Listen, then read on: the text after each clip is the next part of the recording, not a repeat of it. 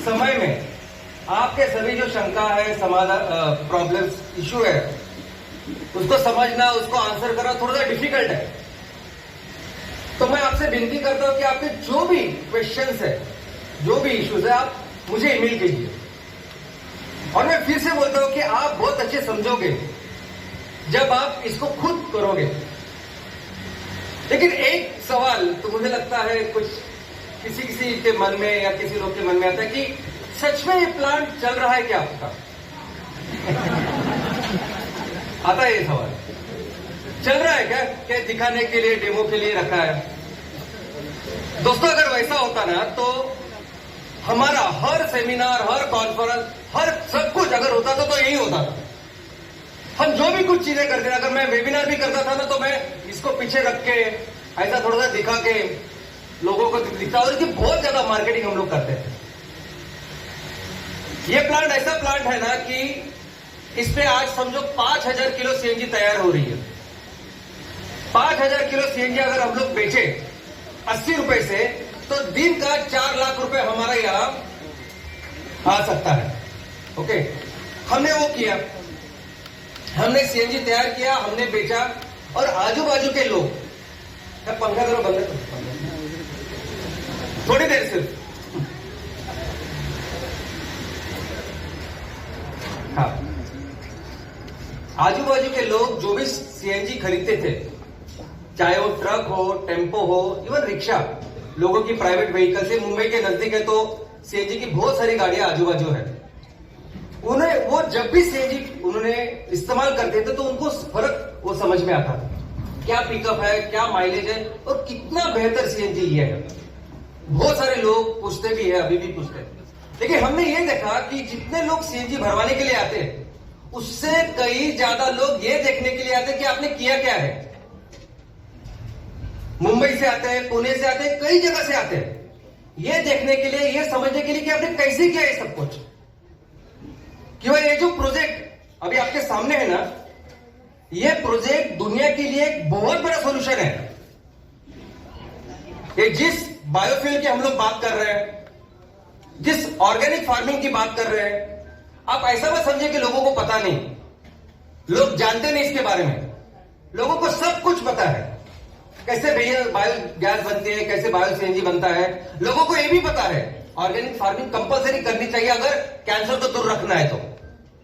लोग करते भी है अपने अपने तरीके से, ये ऑर्गेनिक फार्मिंग की कोशिश भी करते हैं। लोगों को यह भी पता है कि जो कचरा बिल्कुल हम लोग कुछ भी कहीं करते नहीं, किया जा सकता नहीं, ये सब कचरा तैयार हो रहा है इस पेट्रोकेमिकल प्रोडक्ट से, इस रबर से, प्लास्टिक से, सब कुछ से, जिसको कंपलसरी बैन करना चाहिए, जिसको रिप्लेस करना चाहिए इको फ्रेंडली प्रोडक्ट के साथ। लेकिन करे कैसे, बनाना, लोगों के सामने रखना, करे कैसे, ये सबसे बड़ा क्वेश्चन लोगों के सामने है। आज तक जितने भी बायोगैस के प्लांट हैं, कचरों के ऊपर है, कचरे के ऊपर, कचरा यहां तक आता है। आप भी माननीय हमारे सांसद साहब थे यहाँ, उन्होंने भी बताया, हमें भी बताया कि जो भी कितना भी बड़ा प्लांट हो, जो अभी उज्जैन का जो प्लांट, इंदौर का जो प्लांट है, उसमें 500 टन कचरा आता है, कचरे के ऊपर सब प्लांट चल रहे हैं। लेकिन आप किसानों को 1 रुपया हिसाब से आप नेपियर ग्रास खरीदोगे, उसको कट करके, उसका ट्रांसपोर्टेशन करके यहां लाना, उसका गैस बनाना, फिर उसको बेचना, ये कैसे कर रहे हो आप? इसका प्री प्रोसेसिंग अगर आप देखोगे ना, तो जैसा हमने बीन बनाया है, जैसा 100% ऑटोमेशन में वो बीन है, जिस तरीके से श्रेडर और श्रेडर तैयार किए गए और मशीन, जिसकी वजह से उसकी एक एक जो कितने एमएम का वो साइज होना चाहिए, ये पहली बार किसी ने किया है। जिनसे भी हमने R&D की, वो तैयार करके लिया, हमने अपने तरीके से डिजाइन दिया, वो भारत में पहली बार किया उन्होंने। आपको लगेगा श्रेडर में क्या प्रॉब्लम है, लेकिन सच में ये भी छोटे छोटे इश्यू की जो अभी तक किसी ने किए नहीं। जिस तरह से स्लरी बनाई, स्लरी की टैंक बनाई, वो टैंक भी अगर आप देखोगे किसी भी प्लांट में, तो ओपन ऐसे पॉन्ड होते हैं जिसमें स्लरी तैयार की जाती है और उसका इस्तेमाल किया जाता है। ये जो रिएक्टर है ना, ऐसे अगर आप बाकी के प्लांट देखोगे तो डोम होते हैं, 5 टन का छोटा डोम, 10 टन का उसका बड़ा, उससे बड़ा डोम, 50 टन का और बड़ा डोम, ऐसे डोम के साइज में लोगों ने किया है। सिविल का कंस्ट्रक्शन होता है। अभी अगर आप मुझे बोलोगे तो ये प्लांट, इसमें जो 4 सेट्स है उसमें से एक सेट निकल के हम लोग राजस्थान में भी डाल सकते हैं। अगर आपको लगता है कि हिमाचल प्रदेश में, नॉर्थ ईस्ट में जगह नहीं है इतनी सारी, तो 1-2 से चालू कर सकते हैं, जैसे किसानों को लगे वैसे। और किसने किया है 4 अलग अलग रिएक्टर्स में काम? किसके पता है कि इतने पहले और दूसरे रिएक्टर में सिर्फ 28 घंटे ही रहते, बाद में ज्यादा होने चाहिए? इतना डिटेलिंग नहीं किसने की है। ये जो फर्टिलाइजर की मैं बात कर रहा हूं ना, फर्टिलाइजर आज की तारीख में अगर आप देखोगे ग्लोबल मार्केट में ये फर्टिलाइजर अवेलेबल ही नहीं है। सबसे पहले अगर कुछ बिकेगा ग्लोबल मार्केट में तो फर्टिलाइजर है। पूरी दुनिया का जरूरत है। दुनिया को 2000 मिलियन टन फर्टिलाइजर लगता है जो हम लोग मिलकर बना सकते हैं, लेकिन हम पूरा ऑफकोर्स बेचने के लिए बनाएंगे नहीं, हमारे किसानों को देंगे, उससे ऑर्गेनिक फार्मिंग करेंगे, आपको सबको पता है। और जितनी मीथेन बनेगी ना, मीथेन उसकी 70% 80% बनेगा कार्बन डाइऑक्साइड, और उससे फिर मिथेनॉल बन के वो पूरी चीजें तैयार होगी जो आज की तारीख में आपको ये पेट्रोकेमिकल से दिखती है। ये पैनल से ना, पैनल से लेके जो आप बोलोगे वो हमारे इस कार्बन डाइऑक्साइड बेस्ड प्रोडक्ट से बनेंगे। ये किसी को पता नहीं है। पहला प्लांट आने वाला है, उनको पता ही नहीं कि कार्बन डाइऑक्साइड कैसे जनरेट करे इतनी बड़ी क्वांटिटी में।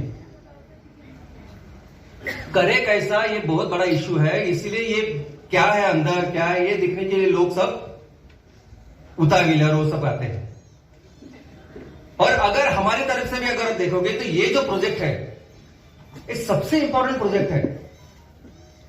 आपको दूसरा सवाल आता होगा, एक दूसरी क्वेरी कि अभी तो एमकोल, तो एमकोल का मतलब अभी हमको थोड़ा सा डाइवर्ट वगैरह कर रहे हैं क्या? हमने शुरुआत कहां से की थी, अभी एमकोल का बात कर रहे हैं हम लोग। दोस्तों एमकोल ये एक्चुअली अभी इमरजेंसी में किसानों के लिए करने वाली चीज है, लेकिन जिसके ऊपर पूरी हमारी कहानी है, जिसके ऊपर पूरा हमारा बिजनेस है, वो ये प्रोजेक्ट है। ये प्रोजेक्ट में आपने देखा कि सीएनजी बनाया है हमने, इससे भी चूल्हा जलता है, इससे नेचुरल गैस, इससे इलेक्ट्रिसिटी बनेगी, सब कुछ बनेगा इससे, वो हमने देखा।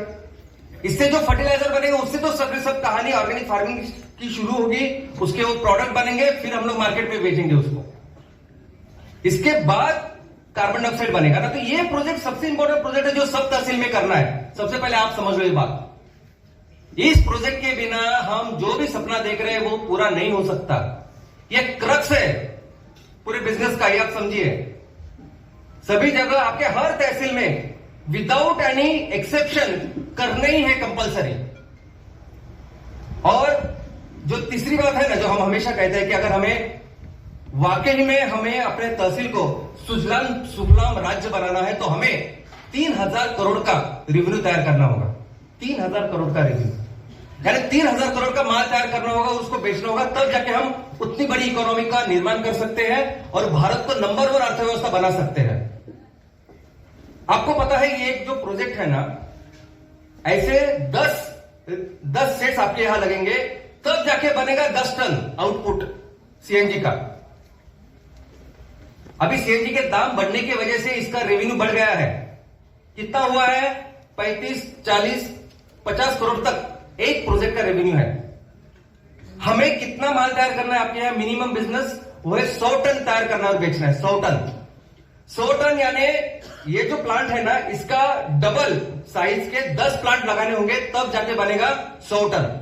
और वो जो मिनिमम साइज है अपना बिजनेस का। लेकिन जो पोटेंशियल आज हमारे धरती में, आज हमारे देश में है, हर तहसील में 400-500 टन आउटपुट देना पड़ेगा, हो सकता है। और उसमें हर ग्राम पंचायत के लेवल पे मैं सिर्फ 20% जमीन पे बायोमास की बात कर रहा हूं। तब जाके उसके लिए हमें ऐसे 40-50 प्लांट लगाने पड़ेंगे। इससे डबल उस कैपेसिटी के 50 प्लांट इंटू 40 करोड़ तो बनेंगे 2000 करोड़। और उसी आपके ग्राम पंचायत में जितनी जमीन है उसके 20% बायोमास करेंगे, तो उसमें हर ग्राम पंचायत के लेवल पे एमकोल का भी प्लांट लग सकता है।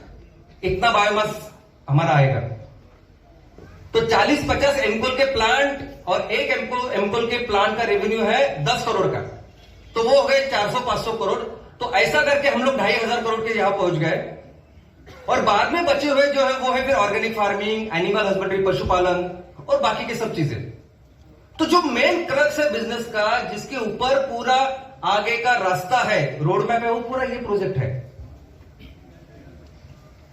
लेकिन आज एमकोल क्यों कर रहे हैं हम लोग? क्योंकि हमने, आप सभी ने हमारे तरफ से, मुझे लगता है हमेशा ये मेरी जिम्मेदारी है कि हमारे तरफ से हमने अभी किसानों को बहुत सारे, हमने जो वादे किए हैं, बोला है कि आप लगाओ, हम लोग खरीदेंगे आपसे। और उसको अगर डिले हो रहा है, यानी कंप्रेसर यहां लगाना है या बाजू में लगाना है, यहां लगाना है, ये इसके लिए भी परमिशन लगती है। स्टोरेज कहां लगाना है, इसके लिए भी परमिशन लगती है।